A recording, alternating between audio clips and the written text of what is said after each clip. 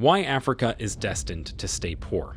Africa was once a wealthy and powerful continent, connected to global trade and advanced civilizations. However, over the centuries, Africa has experienced a decline in wealth and continues to struggle with poverty. According to various sources, Africa is considered the poorest continent on Earth. This decline cannot be attributed solely to corruption, colonization, or foreign interference. To understand why Africa is poor today, we need to go back to the 14th century. In the 14th century, Africa was prosperous. Eastern Africa had strong connections to the Indian Ocean trade, while West Africa was home to Mansa Musa, the richest person in history. Despite misconceptions that Africa has little history beyond mummies and pyramids, the continent had a rich and diverse history. African civilizations developed advanced metallurgy, intricate mathematical theories, and complex systems of governance with city-states, kingdoms, and empires. However, over time, Africa lost its wealth and power. Various factors contributed to this decline, such as European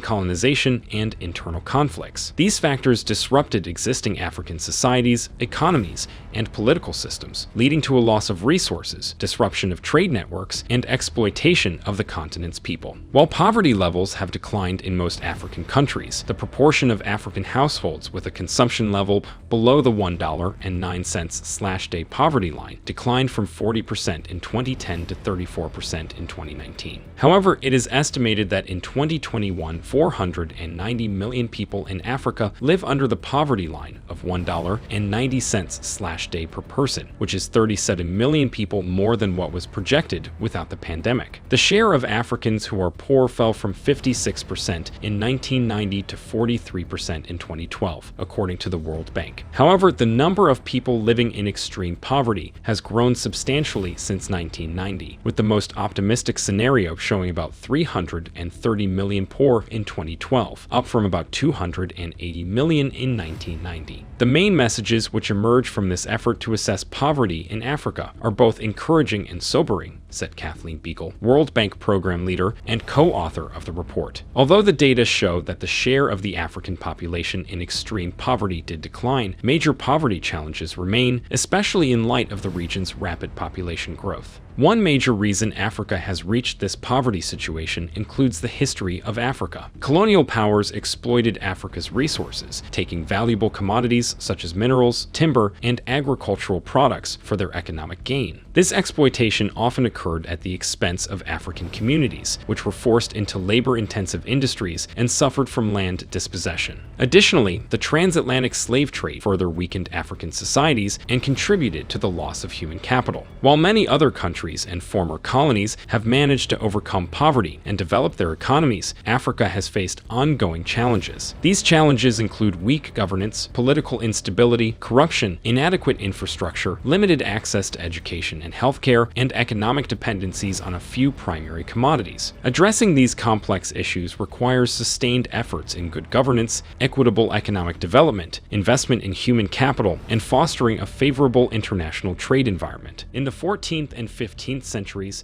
Africa's prosperity fell behind the rest of the world due to the Ottoman Empire and Western European empires. The Ottomans needed slaves and obtained them through war, mainly from Eastern Africa. Western Europeans, seeking new peasants for American colonies, bought slaves from West Africa. African rulers saw it as a way to weaken rivals and earn money. The slave trade evolved into a large system, where slaves were transported to the Americas to work on plantations. The traders profited from raw materials and manufactured goods. This trade had long-term effects on Africa's economy, as enslaved craftspeople couldn't develop industries. Africa's economy declined, and it couldn't compete with imports from other regions. Africans had to prioritize military defense, leaving less investment in their economy. The weakening of Africa was driven by individual profit-seeking rather than a grand plan. In the 19th century, the end of slavery hurt African economies. Slave traders lost customers as slavery became illegal worldwide. Africa relied on the slave trade for income and importing goods. Without other industries, Africa struggled to find alternative sources of income and couldn't trade for necessary goods. This hindered economic development. In the 19th century,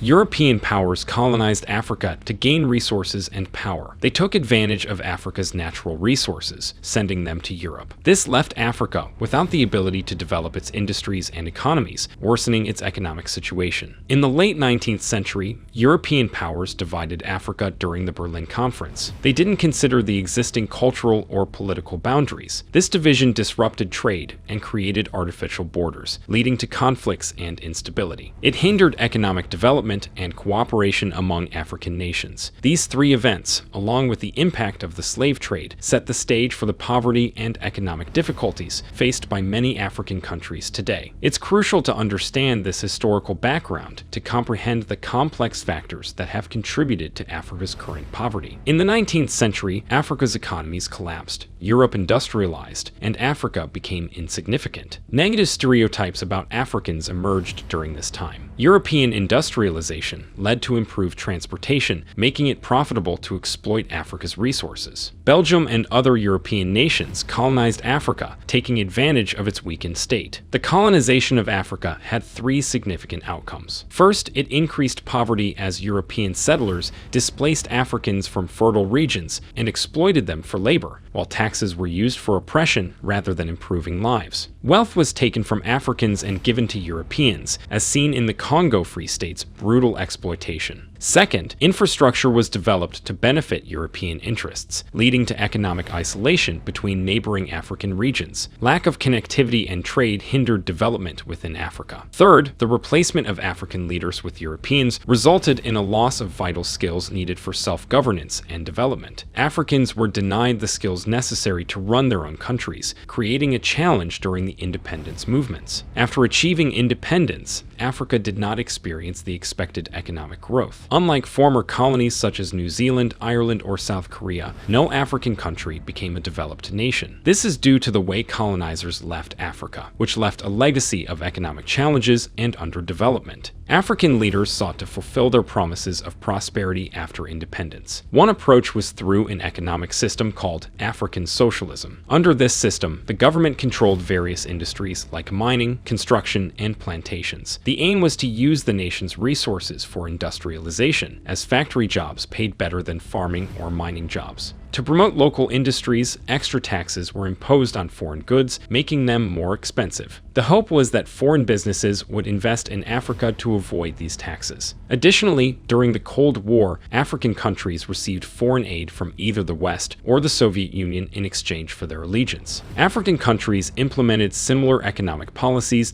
to African socialism, but it did not succeed. Firstly, trade restrictions made it difficult for African countries to sell their products to each other, limiting their customer base. This prevented industries from growing and competing with North America, Europe, and East Asia. Other countries preferred goods from elsewhere due to better quality and lower prices. Secondly, a centralized government couldn't adapt quickly to changes in global markets, unlike numerous competing businesses. This made centrally planned economies less efficient. Thirdly, Africans lacked the necessary skills and education for manufacturing jobs, making them less efficient compared to their educated counterparts in other parts of the world. The limited access to education meant it would take many years to have enough qualified professionals, hindering African countries' progress. African socialism faced additional challenges due to Africa's difficult landscape. Some areas suffered from prolonged droughts, leading to food shortages, while others dealt with obstacles like locusts and birds that damaged agriculture. Diseases including yellow fever, smallpox, sleeping sickness, and malaria further hindered development. Lack of access to sanitation facilities and modern medicine made it difficult for Africans to combat these diseases. These factors, combined with trade barriers, inefficient governments, limited education, and harsh environments, made it nearly impossible for African nations to achieve wealth and prosperity given the underdeveloped conditions inherited from their former colonizers. African countries adopted the African socialism system because it was the model inherited from their former colonizers, who had tightly controlled the economy during colonial times. Switching to a free market system like Western Europe or North America would have required skilled entrepreneurs and a business-friendly environment, which Africans lacked due to colonial restrictions and limited training in modern skills. Unlike present times, there were no successful examples to follow in the mid-20th century, except for countries that had already undergone industrialization and had well-developed education systems. South Korea provides a contrasting example as a colony that achieved wealth after independence. They focused on specific industries like electronics, agriculture, and steel, and imposed trade barriers on those products while trading with other countries for items they lacked. This strategy made South Korea a global leader in electronics and contributed to its economic success. However, even if African countries had improved education and the ability to establish their industries, progress was hindered by corruption that emerged after gaining independence. This delayed the development of African businesses using local labor and resources until the 21st century. After gaining independence, Africa faced challenges in achieving economic prosperity. However, the delay in Africa's development can also be attributed to certain factors that emerged over time. One significant factor was corruption, which became prevalent after independence. Before gaining independence, many African colonies transitioned to democratic systems. However, these democracies were highly unstable as they were relatively new. Even today, we observe that recently established democracies tend to be less stable. Additionally, African nations lacked unity, with some countries having a single predominant language while others had hundreds of different languages. This linguistic diversity posed challenges in conducting political campaigns effectively. Politicians realized that they could gain more support by targeting specific ethnic groups rather than appealing to the entire population. This led to a division of politics along ethnic lines, further fragmenting African countries with each election in the 1960s and 1970s. People were not only divided based on ethnicity,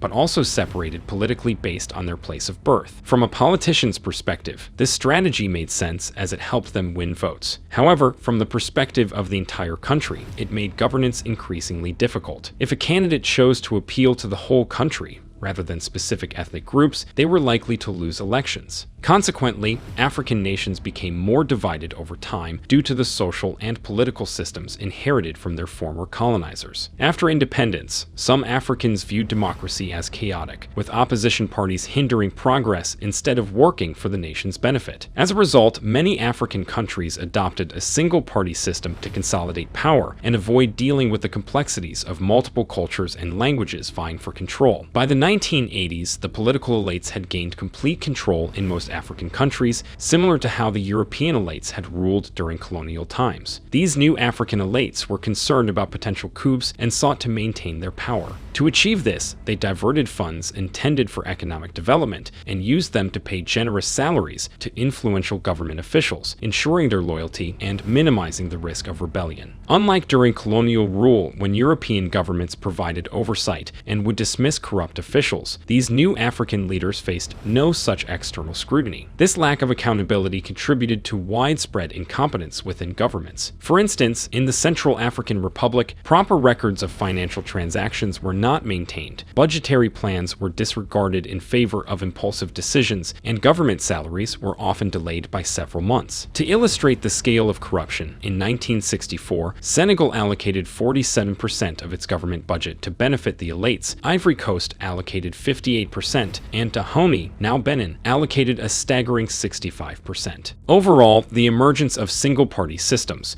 coupled with the concentration of power in the hands of elites and the absence of effective oversight, led to mismanagement of funds and rampant corruption within African governments after independence. To gain access to African resources, outsiders found it easy to bribe government officials. Western governments and companies started offering money to African elites in exchange for access to resource-rich nations necessary for their economies. This resulted in the elites getting richer while the poor became even poorer. For example, if an oil company wanted to extract oil, all they had to do was bribe government officials, and they could take as much oil as they wanted. The elites would receive a share of the profits, while the people of the country would not benefit from their resources. This system still exists in many parts of Africa today. If a country or a company refuses to give money to corrupt politicians, there will always be others who are willing to pay. This means that those who prioritize morality over accessing resources will always be overshadowed by those who are willing to pay bribes. As a result, world leaders who are willing to engage in bribery will always have an advantage over those who refuse to participate in such practices. In many parts of Africa, a system exists where companies can extract resources, like oil, without benefiting the local people. The elites, including corrupt politicians, receive a portion of the profits, while the general population sees no advantages from their resources. This This unfair system is still prevalent in Africa today. If a country or company refuses to give bribes, there will always be others who are willing to pay, creating an imbalance where those who prioritize morality lose out to those who engage in bribery. Over time, bribes have become the norm in Africa. Africans were aware of this exploitation and often protested or rebelled against it. However, in the 1960s, African countries lacked a strong military to maintain peace. As a result, they turned to their former colonizers,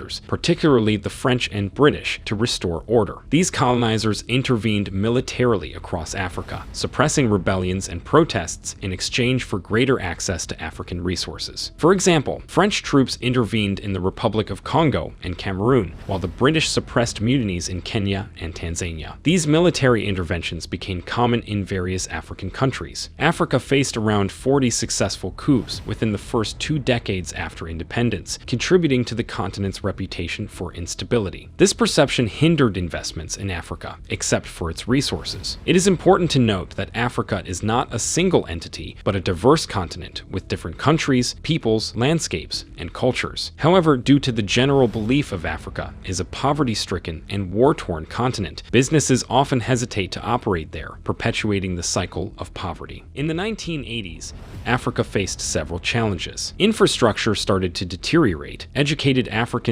migrated for better opportunities, and the fall of the Soviet Union reduced financial aid. African leaders sought financial aid from the West, but instead of direct aid, they were required to sign loans and reform their economies to attract business. However, many leaders exploited this process by selling privatization to the highest bidder, continuing the cycle of bribes. Only industries like oil and minerals saw significant investment. This led to Africa's lost decade in the 1980s, where little progress was made in reducing poverty. In 1989, protests erupted globally, including in Africa, pushing rich countries to change their approach. They began supporting countries that implemented democratic reforms instead of funding dictators. This put pressure on dictatorships as their people demanded change and their income decreased. Slowly, democratization spread across Africa, making the continent more stable and open for business. New leaders emerged who prioritized fighting corruption and reducing poverty to maintain their power. They promoted private sector growth, utilized the better educated African workforce, and attracted foreign investors. Overall, Africa made progress toward democracy, stability, and economic development in the 1990s and beyond. But this was still not enough to move Africa out of the circle of poverty. According to the World Bank, one reason behind the slowdown in global extreme poverty reduction is the slow progress in sub-Saharan Africa. The latest estimates show that the regional poverty rate decreased by 1.6 points between 2015 and 2018. This translates to 40% of the population living below the $1 and 90 cents a day poverty line in 2018, and sub-Saharan Africa accounting for 2/3 of the global extremely poor population. While the poverty rate has decreased from 56% in 1990 to 40% in 2018, the number of poor continues to rise. In other words, the poverty rate in sub-Saharan Africa has not fallen fast enough to keep up with population growth in the region, and 433 million Africans are estimated to live in extreme poverty in 2018, rising from 284 in 1990. Some of the reasons that play a major role in Africa are as follows. Colonialism. The legacy of colonialism in Africa has had far-reaching consequences. European powers exploited Africa's resources and imposed exploitative systems that continue to impact the continent's economic development. These colonial structures often left African countries without the necessary infrastructure, institutions, and skills to thrive independently. Corruption. Corruption undermines the effective functioning of governments and institutions in many African countries. It diverts funds meant for public projects and services into the hands of corrupt officials, leading to inadequate investment in crucial sectors like education, healthcare, and infrastructure. The lack of transparency and accountability further exacerbates poverty and inequality. Lack of education. Limited access to education is a significant barrier to socioeconomic progress. Many African children lack access to quality schooling, resulting in a lack of essential skills and knowledge needed for employment and economic empowerment. This perpetuates a cycle of poverty, as individuals struggle to secure stable and well-paying jobs. Disease. Diseases like HIV/AIDS, malaria, and Ebola have a devastating impact on African societies. They not only cause significant loss of life, but also disrupt economies and strain healthcare systems. The high cost of treating and managing these diseases, coupled with their impact on productivity, hampers economic development and keeps communities trapped in poverty. Climate change. Africa is particularly vulnerable to the effects of climate change. Increasing temperatures, changing rainfall patterns, and more frequent extreme weather events adversely affect agricultural productivity. Crop failures, food shortages, and livestock losses disrupt livelihoods and lead to increased poverty levels, particularly among rural communities heavily reliant on agriculture. Lack of infrastructure. Insufficient infrastructure, such as roads, electricity grids, and clean water and sanitation systems, limits economic growth and development. Inadequate transportation networks impede trade and hinder access to markets, while the lack of reliable electricity affects industries and stifles entrepreneurship. Limited access to clean water and sanitation facilities negatively impacts health and productivity. Conflict. Political instability, armed conflicts, and civil wars disrupt economies and lead to the displacement of populations. These conflicts divert resources away from essential services and development projects, exacerbating poverty levels. Instability also deters foreign investment and hampers economic growth. Debt. Many African countries carry high levels of debt, often incurred to fund infrastructure projects and public spending. The burden of debt servicing reduces the resources available for vital sectors like education, healthcare, and social welfare. High debt-to-GDP ratios make it challenging for governments to invest in long-term development and poverty reduction. The African debt is not in its currency. The African debt is in US dollars. Africa has to earn US dollars, and the only way it can earn US dollars is not to be assassinated for growing its food and becoming independent, and doing something that the United States does not like. The principle underlying the foundation of the World Bank, the International Bank, and the International Monetary Fund is that no country should grow its food. Africa and the Third World should only grow export crops to have an oversupply of cocoa and other tropical raw materials to keep down the price. They must buy their grain from the United States or Europe. Lack of access to markets. African countries face various barriers to accessing global markets, including trade barriers, limited infrastructure for transportation and logistics, and complex trade regulations. These factors hinder their ability to export goods and attract foreign investment, limiting economic growth and job creation. Population growth. Africa has a rapidly growing population, which presents both opportunities and challenges. While a youthful population can be a demographic dividend, it also places strain on resources, infrastructure, and social services. Providing adequate education, healthcare, and employment opportunities for a growing population becomes increasingly challenging and can perpetuate poverty if not effectively managed. In the 21st century, African countries have been taking charge of their development. They have been working together through institutions like the African Union, reducing trade barriers, and investing in stable governments to promote peace and cooperation. African countries have also been adopting successful policies from East Asian countries, opening factories, agricultural centers, and tech hubs. The new generation of educated and skilled Africans is entering the job market, creating businesses and generating wealth within Africa. Africa is experiencing the growth of a middle class with increased spending power, leading to more trade within the continent. Although challenges remain, such as climate change and poverty, Africa is making progress and becoming more self-reliant. It is an exciting time for the continent as it strives for economic development and a brighter future.